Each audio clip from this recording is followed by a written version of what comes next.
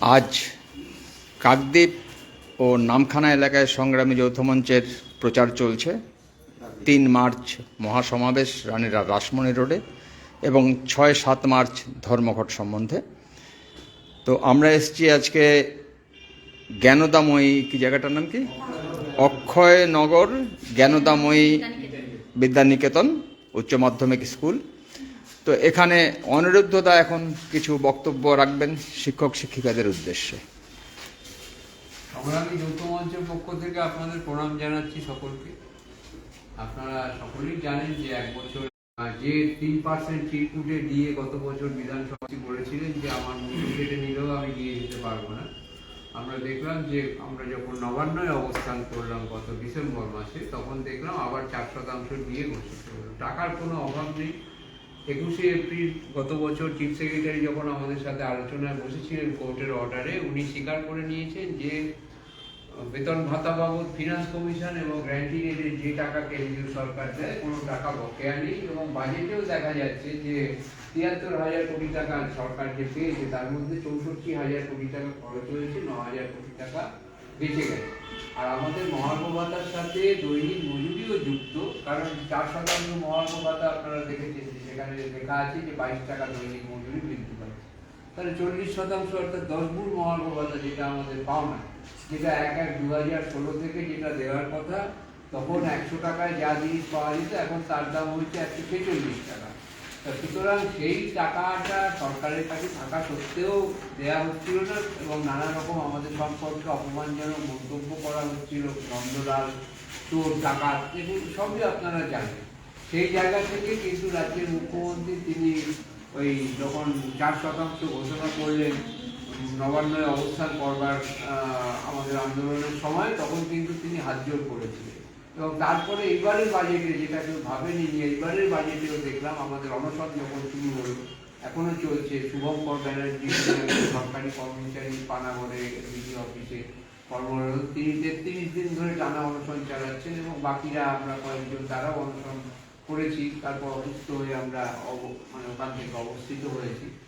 তো তারপরে 4% ঘোষণা এবং এবারে কিন্তু একেবারে বাজেটে লিখিত আকারে বলা হচ্ছে যে 4% ঘোষণা করা হলো, মে মাস থেকে দেয়া হবে। আশা করি এতে কর্মচারীরা খুশি হবে, কিন্তু আমরা খুশি হতে পারছি না, কারণ এই একই সরকার দিল্লি বঙ্গভবনে কেন্দ্রীয় হারে মহার্ঘ ভাতা দিচ্ছে এবং 2009 রোপা নিয়ে হাইকোর্টে যে মামলা হয়েছিল সেখানেও হাইকোর্টের মহামান্য বিচারপতিরা বলেছেন যে মহার্ঘ ভাতা হচ্ছে লিগাল এনফোর্সেবল রাইট এবং একই সরকারের অধীনে দিল্লিতে একরকম মাইনে মহার্ঘ ভাতা, কলকাতা একরকম বা পশ্চিমবঙ্গে একরকম মহার্ঘ ভাতা, এটা হতে পারে না। এই জন্য যতক্ষণ না এই আদেশনামা প্রকাশিত হচ্ছে যে পার্মানেন্ট ডিএর অর্ডার যেটা বিভিন্ন রাজ্যে আছে, তাদের আজকে আর মহার্ঘ ভাতা নিয়ে আন্দোলন করতে হয় না। আর পশ্চিমবঙ্গের কর্মচারী শিক্ষকরা 75 বছর ধরে এই আন্দোলন করে যাচ্ছে, আজও এটা আমাদের দয়ার দান হয়ে আছে। আর দয়ার দান হয়ে থাকলে কি হয় আপনারা দেখলেন, লক্ষ্মী ভান্ডার, ওই সন্দেশখালীতে মহিলারা আজকে বলছে আমরা লক্ষ্মী ভান্ডার চাই না, আমরা সম্মান রক্ষা করতে চাই। আমাদেরও সেই একই অবস্থা। সেই লড়াই যদি আমরা এটাকে প্রতিষ্ঠা না করতে পারি, তাহলে এইভাবেই আমাদের কখনো ঘেউ করবেন না, কখনো নন্দলাল এসব বলবেন, কিন্তু সেটা এই আমাদের ধারাবাহিক আন্দোলনের ফলে বন্ধ হয়েছে। 6 লক্ষ শূন্য পদের কথা আমরা বলেছিলাম, আমাদের আগামী প্রজন্ম ধ্বংস হয়ে যাবে, তারা কোনো সরকারি চাকরি পাবে না, স্কুলগুলোতে উঠে যাচ্ছে বিভিন্ন জায়গায়। তো সেখানে সরকার এবারে স্বীকার করেছে যে 5 লক্ষ শূন্য পদ আছে, বাজেটে স্বীকার করে নিয়েছে। এবং প্রাইমারি টিচার 10,000-এর মতো প্রাইমারি টিচার, আপার প্রাইমারি প্রায় 7,000 কর্মচারীকে নেওয়া হচ্ছে। এগুলো সবই আমাদের আন্দোলনের ফল। ওই পঞ্চায়েত কর্মচারীদের মধ্যে ওয়েস্ট বেঙ্গল হেলথ স্কিম চালু করা হয়েছে, যেটা শিক্ষকদের জন্য দাবি রয়েছে। সেক্রেটারিয়েটে বিভিন্ন নতুন পদ তৈরি করা হয়েছে, অ্যাডিশনাল সেক্রেটারি অবধি প্রমোশনের ব্যবস্থা করা হচ্ছে। সরকার ভাবছে এই করে করে আন্দোলন ভাঙবে অথবা বদলি করে দিয়ে করবে, কিন্তু সেটাও হাই স্কুলের শিক্ষকদের জন্য যে 10C যে ধারায় বদলি করার চেষ্টা করা হচ্ছিল গত বছর ধর্মঘটের পরে, সেটাও সংগ্রামী যৌথ মঞ্চ সুপ্রিম কোর্টে মামলা করে সেটা স্থগিতাদেশ নিয়ে এসেছে। সুতরাং লড়াই সব দিক থেকে চলছে এবং অনিয়মিত কর্মচারী যারা আছেন তাদের বিহার সরকার 2,17,000 প্যারা টিচারকে নিয়মিতকরণ করেছে, 10 লক্ষ মোট অনিয়মিত কর্মচারীকে নিয়মিতকরণ করেছে। উড়িষ্যা সরকার 50,000 করেছে, তাদের নোট চাপার মেশিন নেই, তাদের হাতে রিজার্ভ ব্যাংক নেই, কিন্তু কর্মচারীরা আন্দোলন করে সেই দাবি কিন্তু আদায় করে নিতে পারছে। সেইগুলো যদি হয় তাহলে তো ওই পরিযায়ী শ্রমিক বাইরে যাওয়া বন্ধ হবে।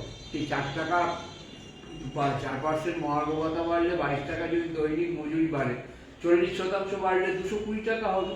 এবং এই কারণেই আজকে ভারতবর্ষের অন্য রাজ্যগুলোতে তারা এআইসিপিআই অনুযায়ী বেতন ভাতা পায় বলেই সেখানে দৈনিক মজুরি 800 টাকা, আর এখানে দৈনিক মজুরি 400 টাকা, যার জন্য এখান থেকে চলে যাচ্ছে তারা, গিয়ে ওখানে কাজ করতে গিয়ে মারা যাচ্ছেন, আর সরকার মা কান্না কেঁদে তাদের হাতে 20,000 টাকা তুলে দিচ্ছে কর্মসাথীর নাম করে।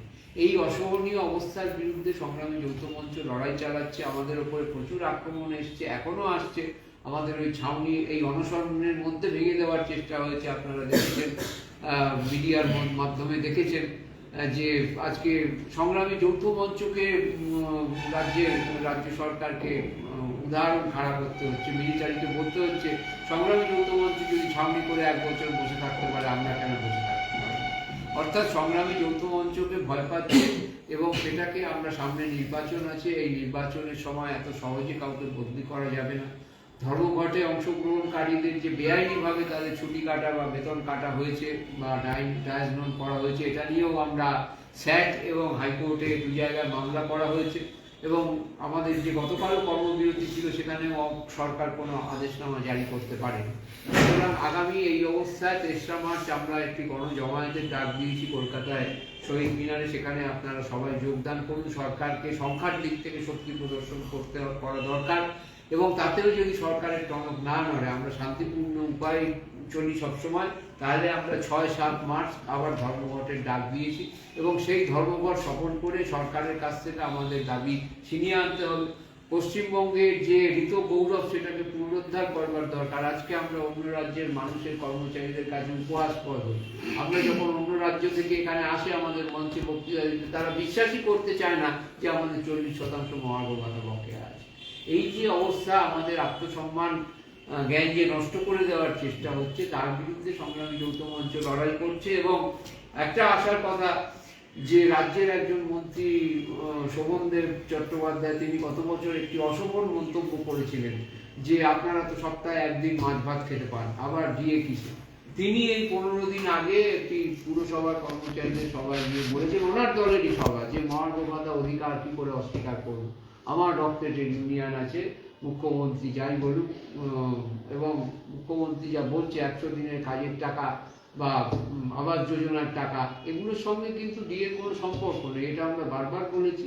শোভনদেব বাবু সেটা এখন বুঝতে পেরেছেন, এবং মুখ্যমন্ত্রীকে ওনার ট্রেড ইউনিয়ন রক্ত যদি কিছু দেন, ইনজেক্ট করে ঢুকিয়ে দেন, তাহলে উনিও নিশ্চয়ই বুঝতে পারবেন। এবং 11% মহার্ঘ ভাতা 11 মাসের মধ্যে এসছে।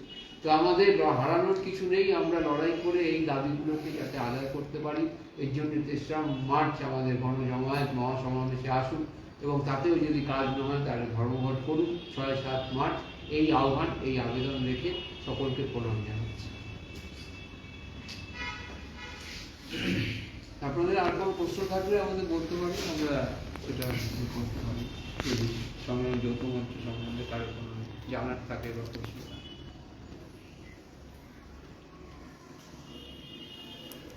ঠিক আছে, কেউ যখন প্রশ্ন করছেন না, তখন আশা করছি আপনারা আমাদের সঙ্গে আছেন এবং আসবেন আগামী 3 তারিখে, এবং ধর্মঘট পালন করবেন বলে আশা করছি।